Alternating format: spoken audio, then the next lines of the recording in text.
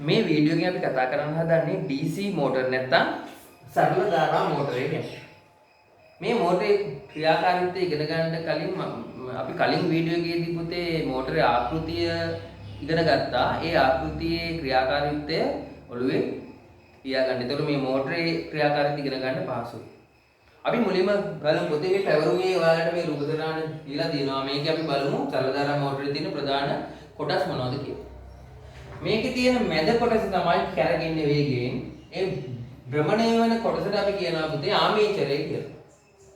ආමේචරය මෙන්න මේවායිටි මැද තියෙනවා ශක්තිමත් ලෝහ කූරක් වගේ එකක්. ඒකට අපි කියනවා ඊශාව. ඒකේ ඔතලා තියෙනවා පරිවර්ණය කරලාද කම්බි දඟරයක් වට ගණනාවක් ඔතලා තියෙනවා. මේ මෙතන නම් පෙන්නලා තියෙන එකයි.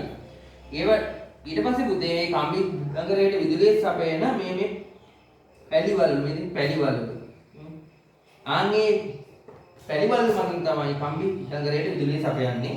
එතකොට ඊශාවයි මේ තියෙන මේ කම්බි දඟරයි පැලිවලුයි එකට තමයි කරගෙන්නේ.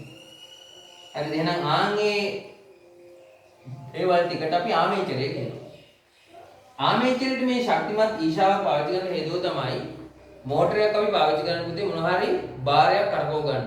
සෙල්ලම්කාරයක රෝද අපි ගත්තොත් ෆෑන් එක අටු ඊළඟට අපි ගත්තොත් ඉලෙක්ට්‍රික් කාර් එක නම් රෝද නේද? ඒක නිසා මෙන්න ඊශාව ශක්තිමත් වෙන්න ඕනේ වගේ භාරයක් කරකව ගන්න. එහෙනම් ශක්තිමත් ඊශාවක් මෙතන පාවිච්චි කරනවා. හරිද? ඊට පස්සේ මෙන්න මේ පැලිවලු මගින් කම්බි සංගරයට විදුලිය සපයන්න එපා. ඒ සපයන්නේ පුතේ මෙන්න මේ පැලිවලුත් එක්ක ස්පර්ශය තියෙනවා ඇතිලි. ඇතිලි කියන ඒවා කැරගෙන්නේ නැහැ. ඒක නිශ්චලව තියෙන ඇතිලි නේ. බ්‍රෂ්. මෙන්න මේ ඇතිලි වල ස්පර්ශ එමින් තමයි පැලිවලු කැරගෙන්නේ. ඒ කැරගෙන ගමන් විදුලි බලය මේ කම්බි නගරයට හම්බ වෙනවා. හරිද? ඊට පස්සේ මෙන්න මේ ඇතිලි වලට බාහිර පරිපථයකින් විදුලි බලය සපයනවා. හරිද? ඊට පස්සේ අපි ගන්නවානේ බලයක් ඇති වෙන්න විදුලි ධාරාව යද්දි බලයක් ඇති වෙන්න චුම්බක ක්ෂේත්‍රයක් ඕනේ නේ. ඒක නිසා මේ ස්ථිර චුම්බක පාවිච්චි කරනවා. අන්න උතුරු ගුණ චුම්බක ක්ෂේත්‍රයක් සපයනවා.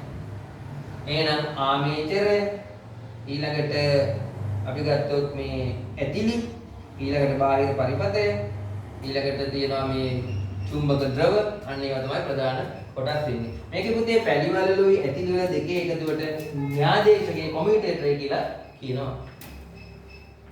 හරිනේ?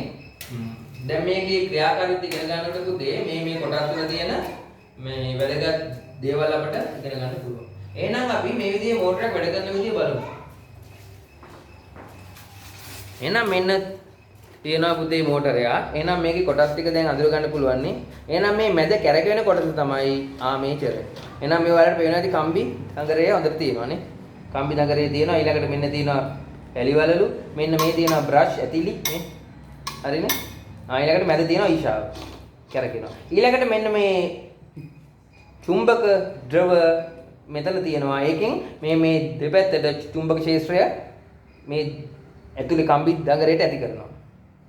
හරිද? එහෙනම් මෙන්න මේ ඇතිලි මගින් තමයි විදුලි ධාරාව සපයන්නේ. එහෙනම් මේක ඔන් කරපුවාම ස්විච් එක බලන්න මෙන්න කැරකෙනවා. හරිද?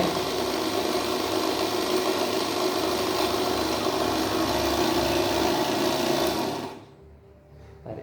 ඔන්න මේ වැඩ කරන්නේ. අපි දැන් බලමු මේක කැරකෙද්දි බලය වැඩ කරන්නේ කොහොමද කියලා. හරිද?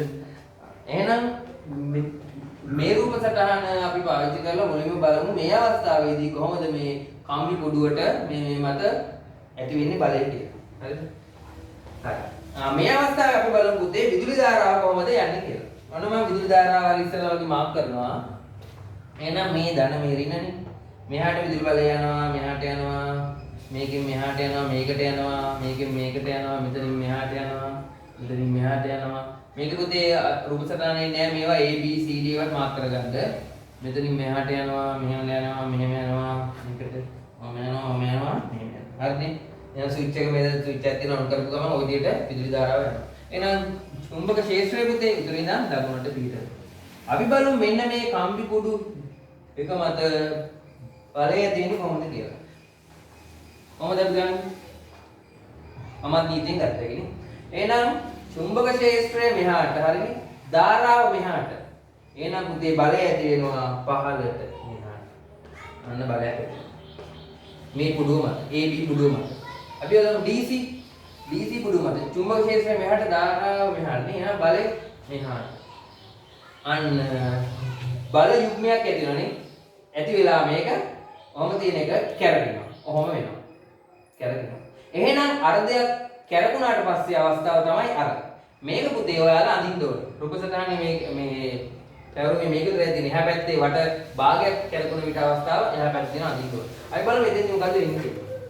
එහෙනම් එතෙන්දී අපි ආතර විදුලි ධාරාව මෙහෙම ගියා, මේකට ගියා, මෙහෙම ගියා. දැන් කරන්ට් එක දැන් පුතේ කැරකුණාම අර්ධයක් DC මේ පැත්තට ඇවිල්ලා දැන් AB මේ පැත්තේ. ඇයි අර්ධයක් කැරකිලානේ. එතකොට DC හරහා මෙහෙම කරන්ට් එක යනවා උඩට. හරිනේ? මෙහෙම යනවා, මෙතනින් මෙහාට යනවා, මෙහාට යනවා, මේකට යනවා, මෙතනින් මේකට යනවා, මේකට යනවා මේක. දැන් අපි බලමු. අමත් නීතිය දාලා A ඉඳන් B ට චුම්බක ක්ෂේත්‍රය තියෙනවානේ. එතකොට චුම්බක ක්ෂේත්‍රය මෙහාට, ධාරාව මෙහාට, දැන් බලය පහළට. මෙතනදී අපි මේකට බලමු. දැන් චුම්බක ක්ෂේත්‍රය මෙහාට හරි, ධාරාව මෙහාට උඩට. නම් මෙහෙමනේ F ඇති වෙනවා. එහෙනම් පුතේ මෙතෙන්දී බලය මෙහෙම ඇති වුණා නේ, මෙහෙම ඇති වුණා. එතෙන්දී ආයෙත් මෙහෙම ඇති වෙනවා. අන්න එක මතට කැරකෙනවා. හරිද? එහෙනම් හරි. එහෙනම් මෙතෙන්දී එක දිගට විදුලි ධාරාව හම් වෙනවා, එක දිගට කැරකෙනවා. ඒ කියන්නේ අර යුග්මයේ එක දිගට ක්‍රියාත්මක වෙනවා. හරිද? දැන් මෙන්න මේ කොමියුටේටර් නැත්නම් ආදේශකයේ මගින් පුතේ විදුලි ධාරාව අවස්ථා දෙකේදී දිශා මාරු කරලා තියෙනවා. ඕම් බලමු අපි.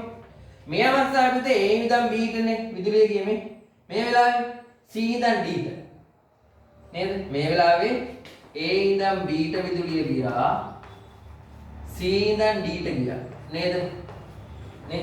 ආවම මෙතන පුතේ විදුලිය ගිහිල්ලා තියෙන්නේ D ඉඳන් C ට. නේ? මේ D ඉඳන් C මෙතන B ඉඳන් A ට. B ඉඳන් A ට විදුලිය ගිහින්.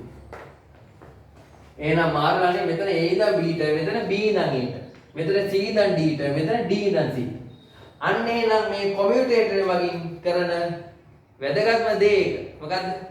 කැරකෙනකොට විදුලිය සප වෙනවා වගේම අන්න වට භාගයක් කැරකුණාට පස්සේ මේ ABCD හරහා ගමන් කරන විදුලි ධාරාවේ දිශාව මාරු කරනවා. එහෙම නැත්නම් මොකක් වෙයිද? එහෙම නැත්නම් අර කම්බි පුඩුවේ අවස්ථාව මතක තියාගන්න ධාරාව මේ බලය ඇති වෙන්නේ අනිත් පැත්තට. දැන් මේ විදිහට පුතේ එකම පැත්තට බලය හම්බෙලා වේගෙන් කැරකෙනවා. දැන් මේ වගේ කැරකීමක් බලයක් අපට ඕන වෙනවා. ඇයි ඒ? දැන් අර කම්බි පුඩුවේ වගේ එක අර්ධයකදී විතරක් බලය හම්බෙලා වැඩක් නෑ. දැන් මේ අපි දන්නවා මෝටරයකින් පුතේ විශාල භාරයක් කරකවන්න ඕනේ. එහෙනම් ඒ වටේ සම්පූර්ණ වටේදීම බලය ඕනේ. වට භාගයකදී විතරක් බලය හම්බෙලා හරියන්නේ නෑ. ඒ නිසා මේ අවස්ථාව දෙකේදී අපිට තේරෙනවා එක දිගට බලය හම්බෙනවා. එහෙනම් මේ භාරයක් හොඳට කරකවන්න පුළුවන්. එහෙනම් කොමියුටේටරේ මගින් අන්න අවස්ථා දෙකේදී ඒ කම්බි පුඩු වල ගමන් කරන ධාරාවේ දිශාව මාරු කරපු නිසාම එක මතට පුඩුව කැරකුණා. නැත්නම් ආමේචර එක මතට වේගෙන් කැරකෙනවා. සම්පූර්ණ අටේදීම බලය හම්බ වෙනවා. පැහැදිලිද? එහෙනම් මෙන්න මේ පුතේ මෝටරේ ක්‍රියාකාරීත්වය වෙන්නේ. එහෙනම් පුතේ රූප සටහන් ඇඳගෙන අඩුපාඩු සම්පූර්ණ කරගන්න.